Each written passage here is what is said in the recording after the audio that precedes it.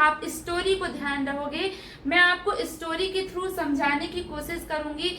इसके बाद आपको वीडियो देखने के बाद आपको खुद स्टोरी क्रिएट करनी है। ओके, तो let's start. I want to share with you one story. This is boy, this is girl. यहाँ पर भाई बहन, ये दोनों भाई बहन है। भाई बहन कॉलेज में पढ़ते हैं, रूम रेंट से रहते हैं। एक दिन भाई पूछता है बहन से कि तुम्हारी पापा से बात हुई है क्या? बहन बोलती हाँ मैंने तो बात कर लिया है। तो भाई बोलता है मुझे भी बात करना है, अभी 11 बजे हैं, क्या मैं बात कर सकता हूँ? तो बहन क्या बोलती है, पापा सो गए होंगे। Hello everyone, welcome back to my YouTube channel English में जिद्दी। My name is Mansi. Today I want to teach you future perfect tense. मैंने आपको प्रेजेंट पास्ट टेंस पढ़ा चुकी हूँ, प्लेलिस्ट में आप जाकर देख सकते हो। इफ यू आर बिगनर तो ये वीडियो आपके लिए है, and if you have knowledge so you can learn another thing, but if you don't have knowledge about tense तो मैंने आपको बेसिक्स जीरो से टेंस पढ़ाई हूँ, जीरो से एडवांस लेवल तक, कि आखिर टेंस में कितने टाइप के सेंटेंस यूज होते हैं जो कि स्पोकन इंग्लिश में बहुत ही नेसेसरी है। तो आप प्ले लिस्ट में जाके वीडियो देख सकते हैं। तो चलिए स्टार्ट करते हैं। फ्यूचर परफेक्ट टेंस क्या कहलाते हैं, किस टाइप के सेंटेंस का यूज किया जाता है। जैसे कि आपको बोलना हो मैं दोपहर तक इंटरव्यू ले चुकी होंगी, पापा सो चुके होंगे, मैं इंग्लिश सीख चुकी होंगी, वे मार्केट जा चुके होंगे। तो इस टाइप के सेंटेंस बनाने के लिए किसका यूज होता है, फ्यूचर परफेक्ट टेंस का यूज होता है। आप सोच रहे हो कि इसको ये सेंटेंस बहुत ही डिफिकल्ट होता है सेंटेंस मेकिंग करने में, तो क्या आप इस टेंस के बिना इंग्लिश बोल सकते हो? नो फ्रेंड, आपको इंग्लिश बोलने के लिए ऑल टेंस का नॉलेज होना चाहिए।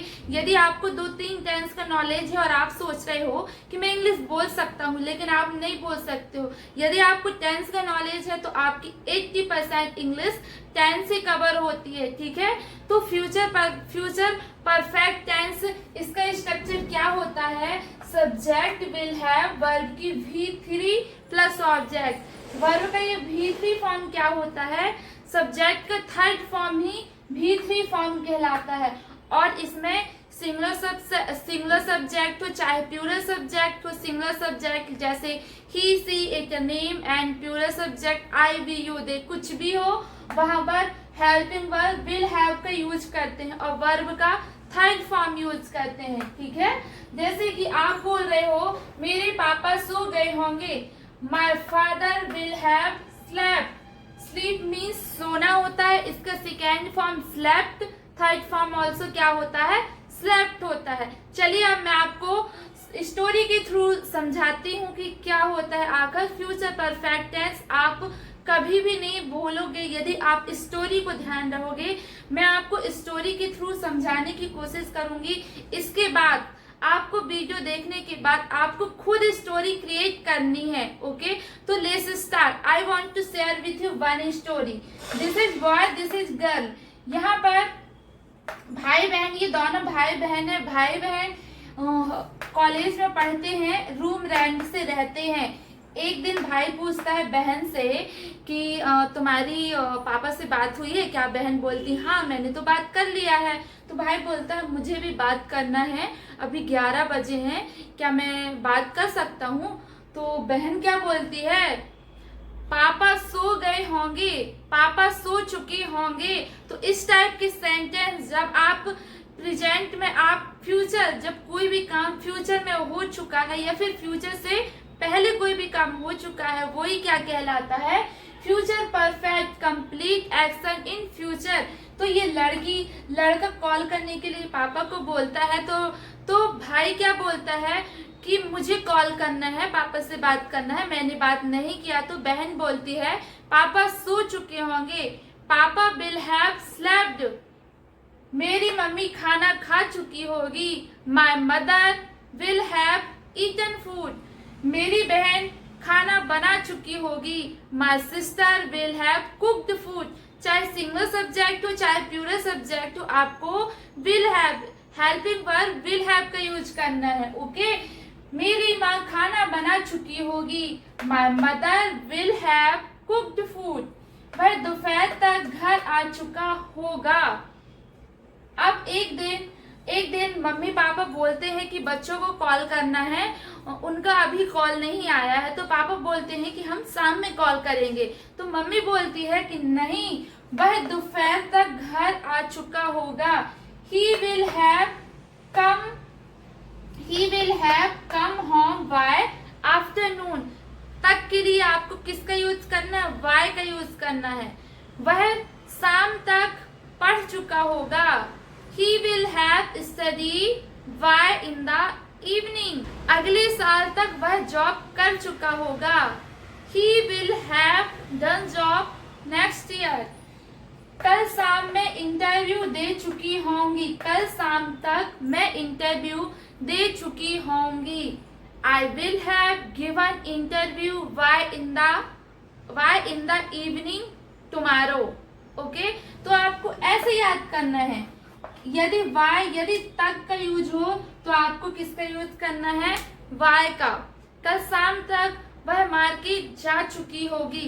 कल शाम तक वह खाना खा चुकी होगी। कल शाम तक वह फिजिकल क्वालिफाई कर चुकी होगी। तो जो भी फ्यूचर में आप काम कर चुके होगे उसके लिए किसका यूज करते हैं?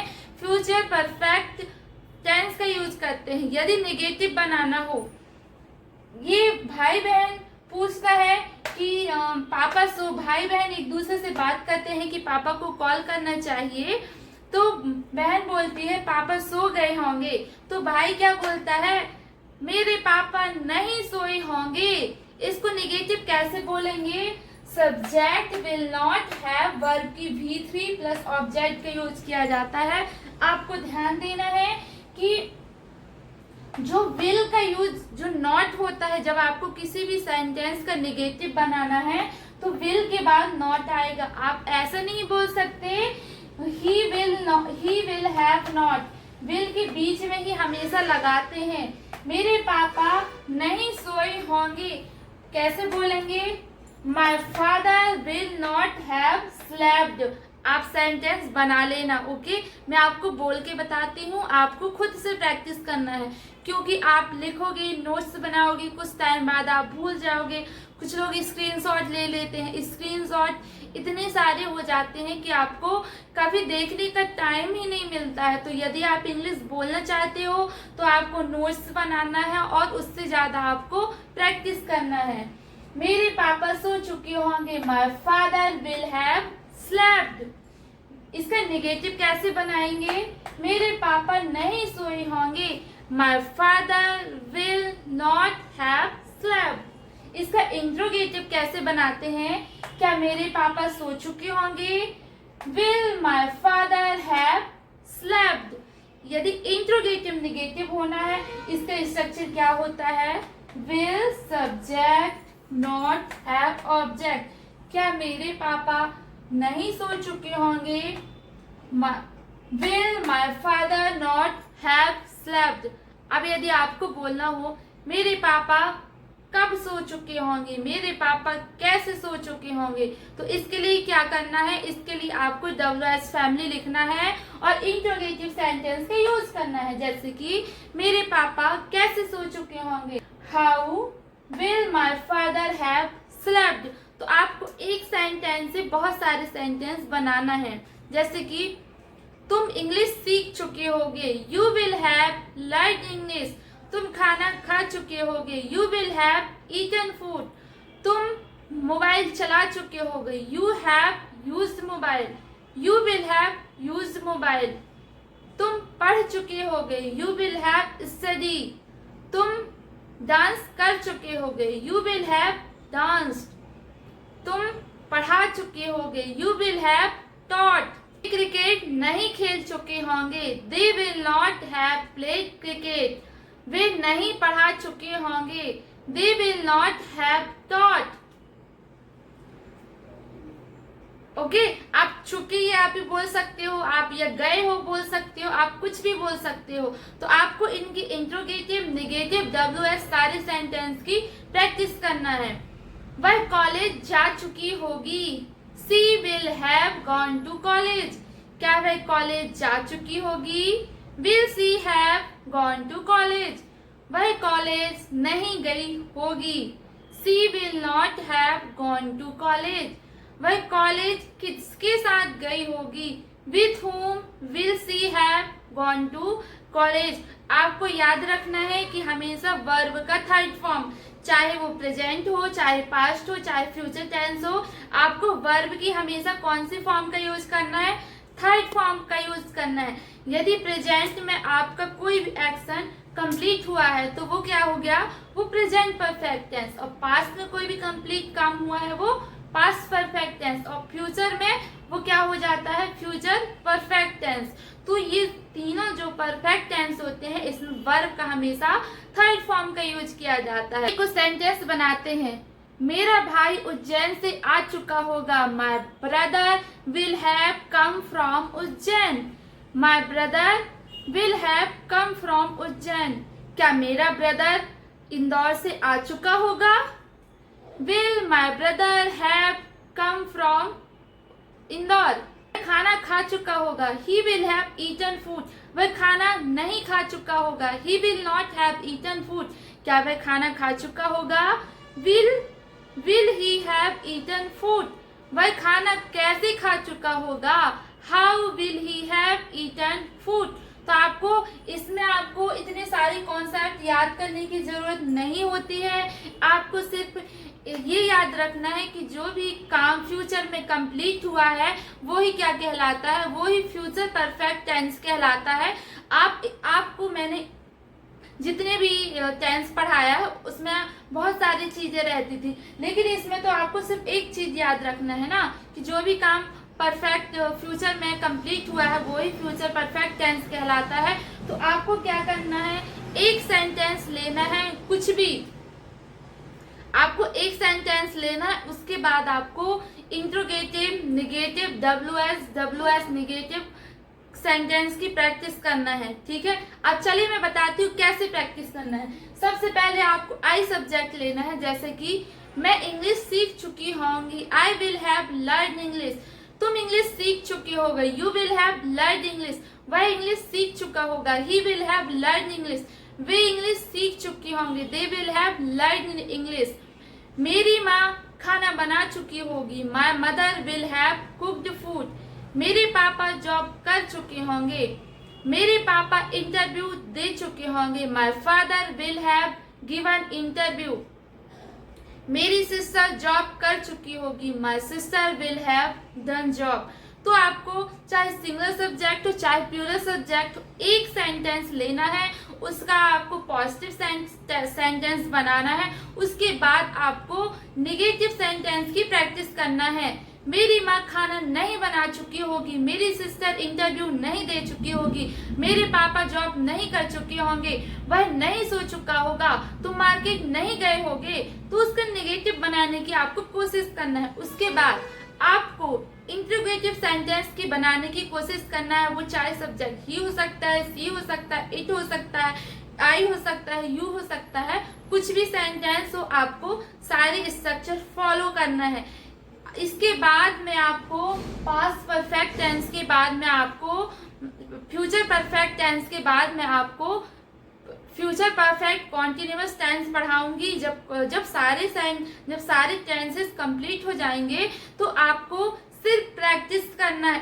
एक टेंस लेना है, उसका आपको प्रेजेंट बनाना है, कॉन्टिन्यूअस परफेक्ट कॉन्टिन्यूअस बनाना है। सिर्फ पहले आपको पॉजिटिव की प्रैक्टिस करना है। जब पॉजिटिव की प्रैक्टिस आपकी बहुत अच्छी हो जाएगी उसके बाद इंट्रोगेटिव नेगेटिव, डब्ल्यूएस नेगेटिव, यदि आप ऐसे प्रैक्टिस करोगे ना तो आपको इंग्लिश बोलने से कोई भी नहीं रोक सकता। क्योंकि यदि आपसे टेंस आ गया, आपको टेंस का नॉलेज हो गया, 80% आपकी इंग्लिश इसी से कवर होती है। और if I talk about 20% English, so if you will learn modal verb instead of being compulsion. मैंने आपको पिछली वीडियो में बता चुकी हूँ कि कंपल्सन क्या होता है, इंस्टेड ऑफ बीइंग क्या होता है, पोजीशन क्या होता है। तो यदि आप वो वीडियो नहीं देखे हो तो प्लेलिस्ट में आप जा सकते हो। ये 42 क्लास है, मैंने 41 क्लास प्लेलिस्ट में डाल चुकी है। यदि आपने मतलब मैंने फर्स्ट से लेके यदि आप यहाँ तक 10th तक आप वीडियो देख लोगे तो आपको इंग्लिश बोलने से कोई भी नहीं रोक सकता। Okay, so if you like my effort so like, subscribe and support. Keep watching, keep learning, keep practising. Okay, thanks for watching, bye bye.